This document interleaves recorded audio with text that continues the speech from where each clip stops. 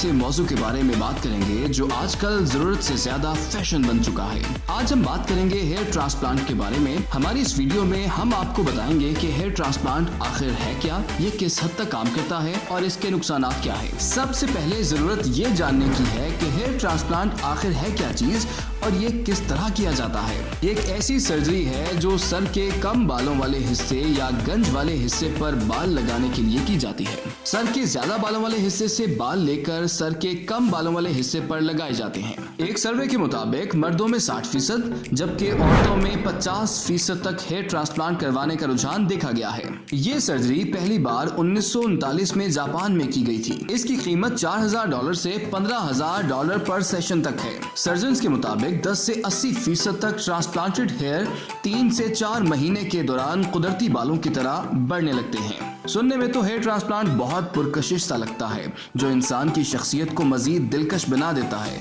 मगर इसके बहुत से नुकसानात भी हैं। इस सर्जरी का सबसे बड़ा मसला स्कारिंग यानी सर की जड़ों में छोटे छोटे दाग बन जाना है, जिन्हें मेडिकल ट्रीटमेंट से भी रोका नहीं जा सकता। अगर हेयर ट्रांसप्लांट के बावजूद गंज खत्म ना हो तो बालों के गिरने की रफ्तार में इजाफा हो सकता है। सर्जरी के बाद अक्सर अफराद में चक्कर आना, सीने में दर्द, सर दर्द, दिल की धड़कनों का मामूल के मुताबिक ना चलना और हाथ पांव और सीने पर सोजिश की शिकायत देखी गई है। ट्रांसप्लांट का एक और बड़ा मसला ये है कि सर्जरी के फौरन बाद एंटीबायोटिक का भी इस्तेमाल करना पड़ता है ताकि किसी भी किस्म के इन्फेक्शन को रोका जा सके, वरना सर्जिकल साइट्स के करीब पस भी पड़ सकती है और स्कैल्प से खून बहने लगता है। सर्जरी के बाद अक्सर अफराद को सर में खारिश होती है और कभी कभी ये इतनी शिद्दत इख्तियार कर जाती है कि बालों को नोचने को दिल करता है। अगर बालों को मुकम्मल तौर पर साफ ना रखा जाए या स्कैल्प को गंदे हाथ लग जाए तो ये इन्फेक्शन का सबब बन सकता है।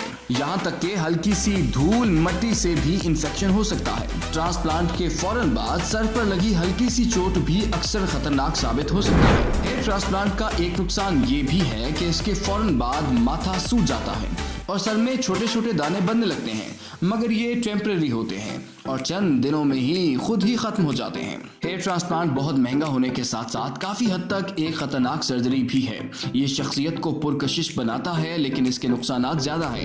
आजकल लोग जरूरत के अलावा फैशन के लिए भी ये सर्जरी करवाते हैं, जबकि ये सर्जरी सिर्फ जरूरत के तहत करवाई जानी चाहिए ताकि इसके नुकसानात से बचा जा सके।